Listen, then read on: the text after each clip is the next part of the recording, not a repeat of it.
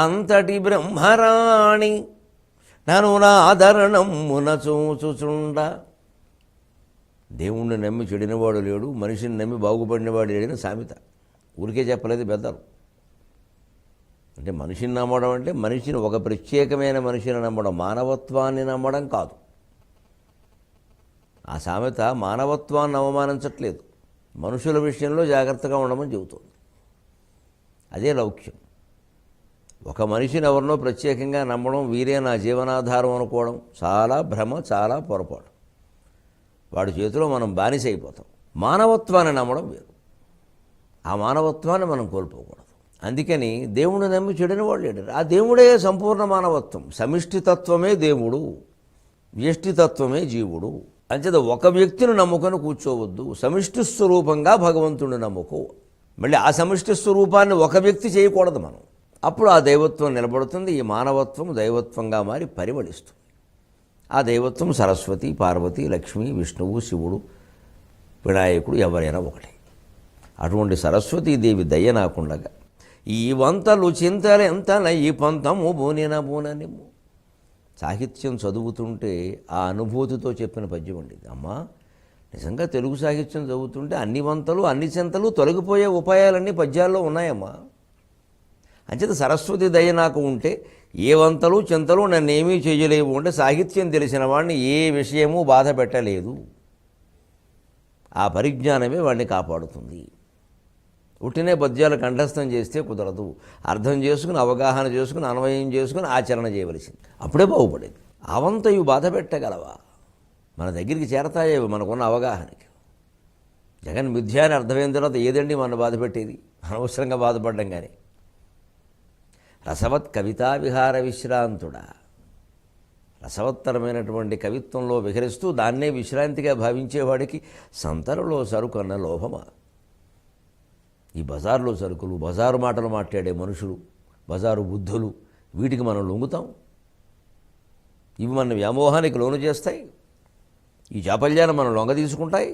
ఎంత ధైర్యం వాటికి! మనకున్న జ్ఞానం ముందు, మనకున్న సాహిత్య శక్తి ముందు ఇంతటి విశ్వాసాన్ని సరస్వతీమాత కలిగిస్తుంది. విద్యార్థులు కాదు, పెద్దవాళ్ళైనా సరే నేర్చుకోవాల్సిన విషయం. అంతటి బ్రహ్మరాణి నను నాదరణమున చూచుచుండ ఈ వంతలు చింతలెంతల ఈ పంతము బూననిమ్ము ఆవంతయు బాధ పెట్టగలవా?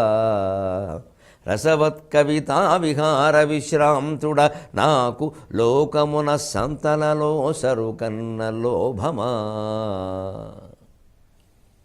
సర్వగ సర్వవిద్భానుర్విశ్వక్సేనో జనార్దన వేదో వేదవిద్ అవ్యంగో వేదాంగో వేదవిత్ కవి. 14వ శ్లోకం.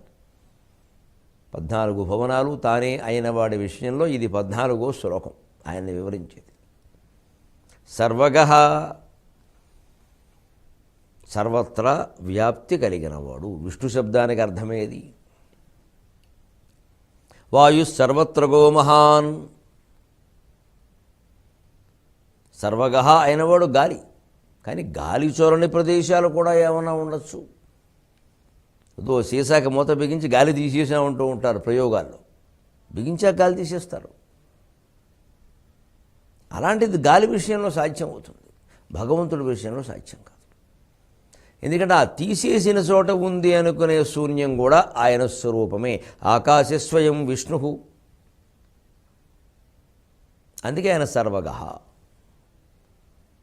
ఈ నామం మనని ఎంత తేలికపరుస్తుందంటే మనం అరణ్యంలో ఉన్నా భయపడక్కర్లేదు. ఈ విశ్వాసం కలిగింది కాబట్టి సీతాదేవి లంకలో ఉన్నా భయపడాల. బాధపడడం వేరు, భయపడడం వేరు. ఆ బాధ కూడా ఆవిడ రామ వియోగానికి బాధపడింది. ఏదో జరిగిపోతుందని కాదు, రామ వియోగానికి. జీవుడికి దేవుడి పట్ల వియోగం అలా ఉండాలి. అందుకని సర్వగ. మనం ఏ ఆపదలో ఉన్నా, ఎంత నిశీధిలో ప్రయాణం చేస్తున్న అర్ధరాత్రి వేళ, ఎక్కడికి మనల్ని తీసుకెళ్ళి ఎవరు బంధించినా మనస్సులో కనుక నిరంతరం నమో నారాయణాయ నమో నారాయణాయ నమ శివాయ నమ శివాయ శ్రీమాత్రే నమ శ్రీమాత్రే నమ ఈ నామస్మరణ కనుక మానకుండా ఉండగలిగితే సర్వగ మనని కాపాడి తీరుతాడు. ప్రహ్లాదుని కాపాడింది ఆయన. సర్వవిద్భాను ఏకనామం. సర్వవిత్ అన్నీ తెలుసుకోగలుగుతున్నాడు. దీనివల్ల భానుకు ఆ తెలుసుకున్నటువంటిది కాంతి వల్లనే. వస్తువులు మనకు ఎలా కనిపిస్తున్నాయి? సూర్యకాంతి వల్ల పగలు. మరి ఆ సూర్యకాంతి లేనప్పుడు శంకరాచార్య శ్లోకం చక్కగా ఇక్కడ అన్వయిస్తుంది. కిం జ్యోతిస్తవ భానుమాన్ అహనిమే రాత్రౌ ప్రదీపాదికం స్యాదేవం రవిదీపదర్శన విధౌ కిం జ్యోతి ఆఖ్యాహి మే చక్షు తస్య నిమీలనస్య సమయే కిం బుద్ధి ధీహి ధియో దర్శనే కిం తత్రాహం అతో భవాన్ పరమకం జ్యోతి తదస్మి ప్రభో. వాకోవాక్యం అంటారు ఈ శ్లోకాన్ని. మొత్తం వేదాంత తత్వాన్నంతటినీ ఒక్క శ్లోకంలో పెట్టి చెప్పాడు మహానుభావుడు. శృతి స్మృతి పురాణానామాలయం కరుణాలయం నమామి భగవత్పాదశంకరం లోకశంకరం. ఇక అంతకుమించి మరొక మహానుభావుడు పుట్టలేదు. ఆయన గొప్పతనం అది. ఇంత సులభంగానూ ఎవరో చెప్పలేరు. అంత జటిలమైన విషయాన్ని ఇంత సులభంగా అసలు ఎవరు చెప్పలేరు. సత్యమే శంకరాచార్య రూపంలో పుట్టింది. ఇంత సచ్చిదానంద స్వరూపమే శంకరాచార్య రూపంలో పుట్టింది. సర్వవిద్భానుకు కిం జ్యోతిస్తవ సర్వవిత్ అన్నీ మనం ఎలా తెలుసుకోగలుగుతున్నాం? భౌతికంగా ఆలోచిద్దాం, ఏదో లోతుల్లో గడిపోవద్దు, మామూలుగా ఆలోచిద్దాం చాలు, అర్థమైపోతుంది. అప్పుడు ఆ లోతైన తత్వం కూడా తెలుస్తుంది. నూతిలోంచి తీసిన నీళ్లు ఒక్కసారి చూసి ఎంత లోతులో నీళ్లు ఉన్నాయో చెప్పేవారు పూర్వం రైతులు. మా ఊళ్ళో చూసేవాడు. ఇది ఏం జ్ఞానం అనిపించేది. ఆ బాల్చీలో తీసిన నీళ్లు చూసి ఎంత లోతులో నీళ్లు ఉన్నాయో చెప్పేవారు. అంతే, అది సుమారుగా అలాగే ఉండేది. అంటే ఆ బహిస్తత్వాన్ని తెలుసుకున్న క్రమంగా లోతైన తత్వం కూడా తెలుస్తుంది. కిం జ్యోతిస్తవ భానుమాన్ అఖనమే. పగలు నువ్వు వస్తువులను ఎలా చూడగలుగుతున్నావా? పగలు సూర్యకాంతి కారణంగా చూడగలుగుతున్నావు. సర్వవిత్ భానువు అది సూర్యుడికి సంబంధించింది కాదు. ఇది భానువు అంటే సూర్యుడు, సర్వవిత్ భానువు అంటే సూర్యుడు కాదు. ఎందుకంటే పగలు సూర్యుడు ఉంటే ఉండొచ్చు, మనకు కనపడ్డగా. రాత్రవు మరి అయితే రాత్రి ప్రదీపాదికం, దీపాలు ఇవి ఉన్నాయి కదండి, బాగుంది. ఓ శాదేవం అలా అయితే రవిదీపదర్శన విధౌ కిం జ్యోతి. ఆ సూర్యుడిని ఈ దీపాలని ఎలా చూడగలుగుతున్నావు? మరి అది ప్రశ్నేగా. గుడ్డివాడు సూర్యుని చూడలేడు, గుడ్డివాడు దీపాన్ని చూడలేడు. మరి మనం ఎలా చూడగలుగుతున్నాం? చక్షు నాకు కళ్ళు ఉన్నాయి కదా. ఓ అంటే నువ్వు చూడడానికి సూర్యకాంతి దీపాలు ఉన్నప్పటికీ కళ్ళు లేకపోతే చూడలేవు, అంతే కదా. సరే, మంచిది. ఒకదానికి సూర్యుడు సాధనం, ఒక్కదానికి దీపాలు సాధనం. అసలు చూడడానికి నీ కళ్ళు సాధనం బాగానే ఉంది. తస్య నిమీలనస్య సమయేకం. మరి కళ్ళు మూసుకుని పడుకున్నప్పుడు కూడా నీ మనస్సులో కొన్ని దృశ్యాలు కనపడుతున్నాయి కదా. కలగనడం కాదండి, మామూలుగా మనఃకల్పన అంటాం, మనం మనోభావన, ఊహలు అంటాం. కొన్ని దృశ్యాలు కనపడుతున్నాయి, మనం కూడా ఉన్నాం అందులో. మన గురించిన ఊహల్లో మనం ఉన్నాం. తస్య నిమీలనస్య సమయేకం. మరి కళ్ళు మూసుకున్నప్పుడు నువ్వు ఎలా చూడగలుగుతున్నావా? ఆ లోపల కనిపించేవాటండి ధీహి. ఓ బుద్ధి అండి, మనస్సు బుద్ధి ఉంది. మంచిది. ధియో దర్శనేకిం. మరి రాత్రి గాఢ నిద్రలో ఉన్నావు కదా మిత్రమా, కల కూడా లేదు కదా. అప్పుడు నువ్వు ఒకే ఒక స్వరూపంగా ఉండి చూస్తున్నావు కదా. నేను ఎక్కడ చూశానండి? మరి పొద్దున్నే లేచి సుఖంగా పడుకున్నా, చాలా ఆనందంగా పడుకున్నా, నాకేమీ తెలియదని ఎలా అంటున్నావయ్యా? ఆ అనుభవం లేకపోతే నిజమేనుండవు, నేను అన్నాను, అంచేత నేను ఉన్నాను. మరి ఉన్నావు కదా. అదే జ్యోతి, అది కళ్ళు కాదే, ముక్కు కాదే, మూతి కాదే, సూర్యుడు కాదే, దీపం కాదే. అప్పుడు ఇంకేముందండి? సిద్ధాంతం ప్రకారం రుజువైపోతుంటే అన్నీ వాస్తవంగా. ఓ తత్రాహం, అక్కడ ఉన్నది నేను ఒక్కడేనండి. అతో భవాన్ పరమకం జ్యోతి. అందువల్ల పరమజ్యోతి, ఆత్మజ్యోతి, పరమాత్మ ఎవరయ్యా అంటే నువ్వే. అప్పుడు వెంటనే శిష్యుడు అర్థమై తదస్మి ప్రభో అంటే గురువు తత్వమసి అన్నాడు, శిష్యుడు అహం బ్రహ్మాస్మి అని గ్రహించాడు. ఇలా మొత్తం వేదాంతాన్ని అంతటినీ అరచేతిలో పెట్టి ఏకశ్లోకీని ఒక్క శ్లోకంలో చెప్పగలిగింది ఆ మహానుభావుడే కదండి, ఇంకెవరున్నారండి? ఇది సర్వవిద్భాను. సర్వాన్ని తెలుసుకునేటువంటి శక్తినిచ్చేటువంటి సూర్యుని కాంతి కంటే 100 కోట్ల సూర్యుల కాంతి కలిగింది ఏది అంటే ఆత్మజ్ఞానం. సర్వవిద్భాను విశ్వక్సేనక. సమస్తమైనటువంటి సైన్యాలని జయించగలిగిన శక్తిమంతుడు విశ్వక్సేనుడు. వైకుంఠంలో విష్ణు గణాలన్నిటికీ అధిపతి. కాశీనగరానికి కూడా ఆయనే క్షేత్రపాలకుడు అంటారు, రక్షణాధికారి. ఆ విశ్వక్సేనుడు శివపార్వతుల కుమారుడు. శివకేశవుల అద్వైతానికి భౌతికమైన ఉదాహరణ. శివపార్వతుల కుమారుడు. కాశీఖండంలో ఉంటుంది ఆ విషయం, స్కాంద పురాణంలో. కాశీ నగరానికి ఒక క్షేత్రపాలకుడు, ఒక పెద్ద రక్షణాధికారి అవసరమైనప్పుడు శివుడు పార్వతీదేవి ముఖం కేసి చూశాడు. అప్పుడు పుట్టాడు విశ్వక్సేనుడు. పార్వతి శివుడు ముఖం కేసి చూస్తే పుట్టినవాడు వినాయకుడు. కామేశ్వర ముఖాలోక కల్పిత శ్రీగణేశ్వర.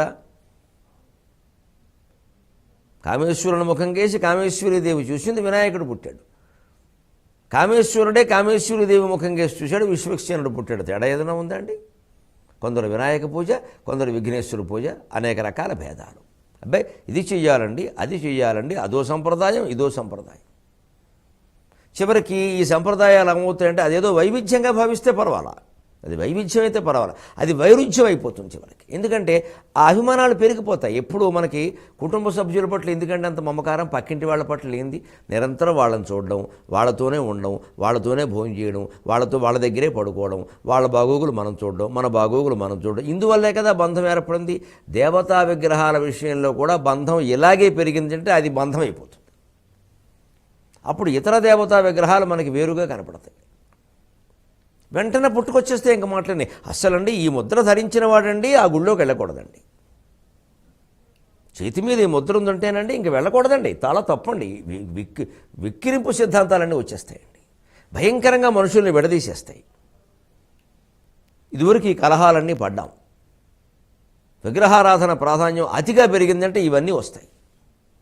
అందుకే ఎప్పుడు విగ్రహ తత్వాన్ని అర్థం చేసుకోవాలి. దేవుణ్ణి విగ్రహంగా భావిస్తే తప్పు లేదు, కానీ విగ్రహాన్ని మాత్రమే దేవుడు అనుకోవడం అజ్ఞానం. దేవుణ్ణి విగ్రహంగా ఆరాధన చేస్తున్నాం మనం. సమష్టిమైన భగవతత్వాన్ని, ప్రపంచమంతా ఉన్న తత్వాన్ని ఆరాధన చేయడానికి అదొక అవకాశం, మనకి మాత్రమే ఉన్న అవకాశం మనం చేస్తాం.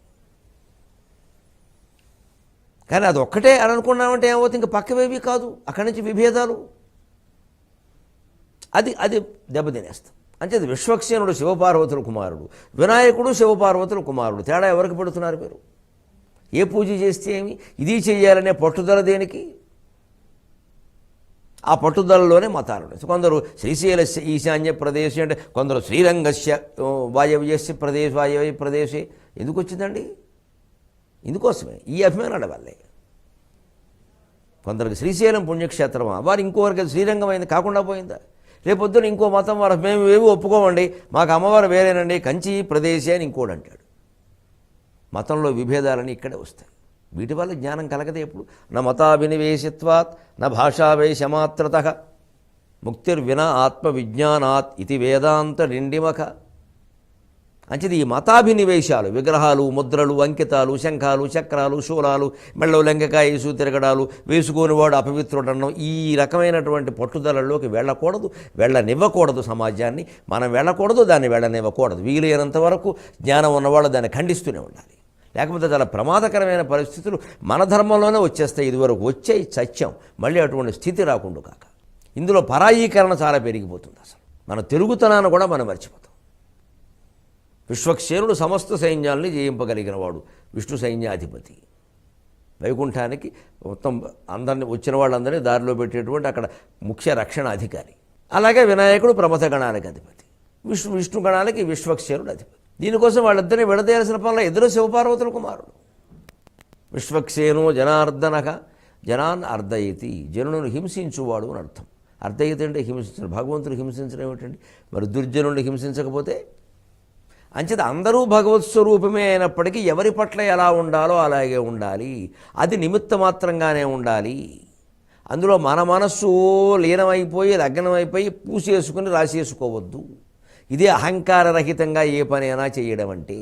ఒక రాజు శిక్ష వేస్తాడు, నిందితుల మీద రాజుకి ఎటువంటి వ్యతిరేక భావన ఉండకూడదు. ఓ జడ్జి గారికి కానీ, ఒక ఉరి తీసేవాడికి కానీ. అందుకే వారి దగ్గర ఉరి తీయడంలో ఒక సంప్రదాయం ఉంటుంది. ఆ తలారి ఉంటాడే ఉరి తీసేవాడు, అతను ఖచ్చితంగా అతనే కదండి తాళ్ళు లాగేది. ఆ తాళ్ళు లాగే ముందు ఆ తలారి చేత ఒక మాట అనిపిస్తారు.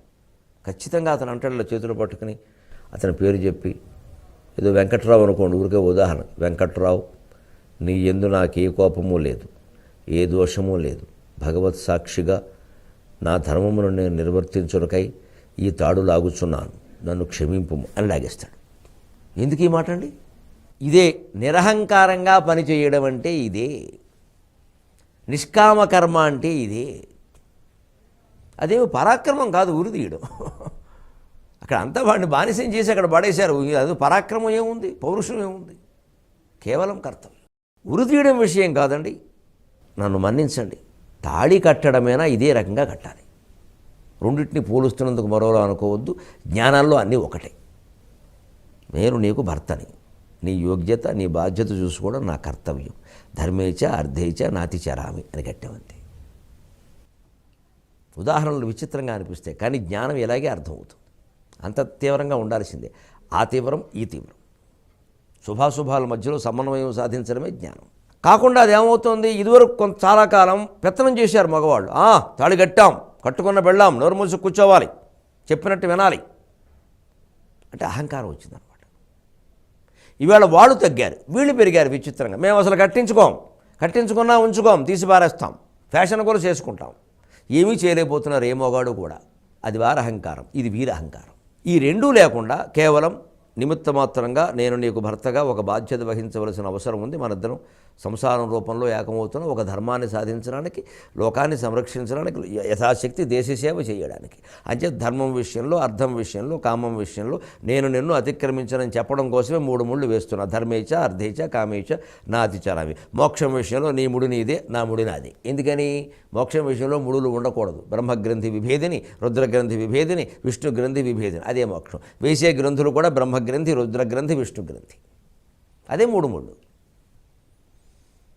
అక్కడ నిమిత్తం మాత్రమే, అక్కడ నేను అనుకోవలసిన అవసరమే లేదు. అప్పుడు అహంకారాలు రావు. భార్య మీద పెత్తనం ఎందుకు చేస్తారండి? ఆవిడ ఒక వ్యక్తిత్వం ఉన్న మనిషి, గొప్ప జీవి. ఆవిడ మీద ఆధారపడ్డాడు, ఆవిడ తన మీద ఆధారపడింది.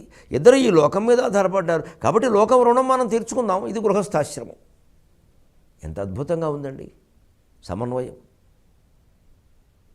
అంచేత జనాన్ని హింసించడం అంటే అర్థం ఏమిటి? దుర్జనుడిని హింసించి తీరాలి. అందుకే దేవీ భాగవతంలో ఉంటుంది జనార్దన శబ్దానికి గొప్ప నిర్వచనం. జనం జనేన హరతే, జనం జనేన జనిత, జనం పాతి జనేన జగ, జనం జనేన హరతే, తం నమామి జనార్దనం. ఒక సందర్భంలో దేవీ భాగవతంలో ఒక కథలో దేవతలందరూ శ్రీ మహావిష్ణువుని ప్రార్థించడానికి వెళతారు. అలా ప్రార్థించడానికి వెళ్ళినప్పుడు ఈ ప్రార్థన చేస్తారు. జనం జనేన జనిత. ఏం విచిత్రమైన లీల నడిపిస్తున్నావు మహానుభావ, స్థితికర్తగా. జనాన్ని జనంతోనే పుట్టిస్తున్నావు. మరి ఇన్ని వేల మంది, ఇన్ని కోట్ల మంది జనం పుట్టడానికి జనమే కదండి కారణం. జనం పాతి జనేనయక. మళ్ళీ జనాన్ని రక్షించడానికి రక్షక భటులు అంటూ కొంతమందిని నువ్వే నియమిస్తున్నావు. జనం జనేన హరతే. జనాన్ని హరించేటువంటి ఉగ్రవాదులను కూడా నువ్వే పుట్టిస్తున్నావు. రకరకాల ప్రమాదాలు, బీభత్సాలు. ఈ మొత్తం సృష్టి అంతా విచిత్రంగా నడుస్తుంటాం. నమామి జనార్దనం. ఈ రకంగా జనాన్ని పుట్టిస్తున్నావు, పెంచుతున్నావు, పోషిస్తున్నావు, హింసిస్తున్నావు, లయం చేసుకుంటూ అన్నీ చేస్తున్న జనార్దన స్వామికి నమస్కారం. ఎక్కడైనా పెద్ద దొమ్మి జరిగినప్పుడు ఆ దొమ్మి చేస్తున్న వాళ్ళని, వాళ్ళని అదుపులో పెడుతున్న పోలీసుల్ని, పోలీసుల మీదకి రాళ్ళు విసురుతున్న మనుషుల్ని, వాటిని ఏదో తట్టలు అడ్డం పెట్టి తట్టుకుంటున్న పోలీసుల్ని, మధ్యలో వచ్చి విడదీస్తున్న వాళ్ళని సమస్తము భగవత్ స్వరూపంగా భావించగలిగితే ఆ దృశ్యం మనలో ఏ ఉద్వేగాన్ని కలిగించకుండా హాయిగా ఉండేలా చేస్తుంది. ఇదే భగవద్భావన. సర్వగత్సర్వవిద్భానుర్ విశ్వక్సేనో జనార్దన వేదో వేదవిదవ్యంగో వేదాంగో వేదవిత్ కవి వేద వేదయేతీతి వేద. తెలియజేయువాడు. వేదం రూపంలో, శాస్త్రం రూపంలో, పురాణం రూపంలో, కావ్యం రూపంలో, మొత్తం మీద విజ్ఞానం రూపంలో, సాహిత్యం రూపంలో మనకు అనేక విషయాలు తెలియజేస్తున్నవాడు ఆయనే. కాబట్టి వేదవ్యాసుడిని విష్ణువు అంటాం మనం. వేదవిత్, వేదములను పఠించినవాడు, వేదములను తెలుసుకున్నవాడు ఆయనే. వేద విద్వాంసుడిని విష్ణువుగా భావించి గౌరవించమన్నారు. అందుకే శ్రీ మహావిష్ణువు భాగవతంలో నాకు బ్రాహ్మణులు అంటే అత్యంత ఇష్టం అని చెప్పాడు. ఇంకా విచిత్రం, ధర్మరాజు రాజసూయాగం చేసినప్పుడు అందరికీ తలో బాధ్యత అప్పగిస్తాడు. భీముడికి వంటశాల మీద పెత్తనం అప్పగిస్తాడు. అందరికీ అన్నం వండి పెట్టమని, అన్నం వండి అధికారం అన్నమాట చేయమని. దుర్యోధనుడికి ధనం, వాడికి అది ఇష్టం. కర్ణుడికి దాన ధర్మాల మీద పెత్తనం అప్పగిస్తాడు. నువ్వు ఏవయ్యా నీ చేతితో ఎన్ని చేస్తావు అని ఆయనకి అది ఆనందం. శ్రీకృష్ణుడు వచ్చి బావా అందరికీ తలో పని చెప్పావు, నాకు చెప్పమంటే బలివాడు, నీకేం చెబుతావయ్యా నీ ఇష్టం అంటే ఆయన అంటాడు, ఈ యజ్ఞానికి వచ్చిన బ్రాహ్మణుల పాదాలు ప్రక్షాళన చేసే అవకాశం నాకు ఇమ్మంటాడు. ఏం భగవంతుడండి, ఏం దేవుడండి. యజ్ఞానికి వచ్చిన ఋత్విక్కులు ఉన్నారే, వాళ్ళ కాళ్ళు కడిగే అవకాశం నాకు ఇప్పించి ఆ పని నేను చూస్తానంటాడు. కళ్ళనీళ్ళు పట్టుకుని ధర్మరాజు నీ ఇష్టం అయ్యా, నీకు చెప్పడానికి నేనవ్వండి. ఆ బ్రాహ్మణులు ఎంత అదృష్టవంతులు అంటాడు. శ్రీకృష్ణస్వామి స్వయంగా ప్రతి ఋత్విక్కు పాదాలు కడిగాడు. అది మన సంస్కృతి. వేదవిత్ అవ్యంగో అవ్యంగ, అవికలుడు అని అర్థం. వేద విద్వాంసులు అంత గొప్పవాడు, భగవంతుడు సైతం పాదాలు కడగడానికి యోగ్యత కలిగినవాడు. అవ్యంగ అవికలుడు, అవ్యక్తుడు కాబట్టి వ్యక్తమైతే వికలత్వం తప్పదు. ఒక రూపం అంటూ ఉంటే ఓ చెయ్యి ఎక్కువ ఉండడం, ఓ చెయ్యి తక్కువ ఉండడం, 4 చేతులు ఉండడం, 3 కళ్ళు ఉండడం, 6 ముఖాలు ఉండడం, ఏవో ఉంటాయి. అసలు రూపమే లేనప్పుడు అంచేతనే భగవంతుడు అవ్యక్తుడు. అవ్యక్తాద్వ్యక్తయ సర్వే ప్రభవంతి అఖరాగమే రాత్రియాగమే ప్రళయంతే తత్రైవ అవ్యక్త సంజ్ఞకే. అవ్యక్తం నుంచి ఈ వ్యక్తమైనవన్నీ ఏర్పడ్డాయి. భగవంతుడు అవ్యక్తుడు, మన భావంలో వ్యక్తం చేసుకోవలసిందే తప్పితే ఆయన రూపం కాదు. ఈ రూపం కేవలం ఆయన గుర్తించడానికి ఒక సాధనం. వేదాంగ, వేదములకు అవయవములైనవాడు, వేదములే అవయవములుగా కలిగినవాడు. వేదాంగములు శిక్ష, వ్యాకరణ, ఛందో, నిరుక్తం, జ్యోతిషం తథా కల్పశ్చేతి షడంగాని 6 అంగములు ఆయనే. వేదాంగో వేదవిత్, ఇక్కడ మళ్ళీ వేదవిత్. ఎందుకు? వేదములను విశ్లేషణ విచారణ చేయువాడు అని చెప్పారు వ్యాఖ్యాతలు. వేదం చదివితే సరిపోవాలి, విశ్లేషణ చేయాలి, విచారణ చేయాలి. అది చేయకపోతే ఇంత వేద విద్య మన చేతిలో ఉండి ఒట్టి ఛాందస్సులుగా మిగిలిపోతాం, మొక్కుపోవడం పీల్చుకుంటూ. చివర కవి, బ్రహ్మానందమైనటువంటి మంచి రసమయమైన కవిత్వాన్ని చెప్పగలిగినవాడు. ఆ కవిత్వాన్ని ఈ విష్ణు సహస్రానికి ఆధారమైనటువంటి శ్రీ మహావిష్ణువు మీద దీనికి వ్యాఖ్యానం అద్భుతంగా రచించినటువంటి శంకరాచార్య స్వామి ఎంత అపూర్వమైన భావంతో కవిత్వం చెప్పారు. కవిత్వం గొప్పతనం ఏమిటో మనం 23:30 గంటల్లో మళ్ళీ కలిసి తెలుసుకుందాం. అంతవరకు తెలుగులోనే మాట్లాడదాం.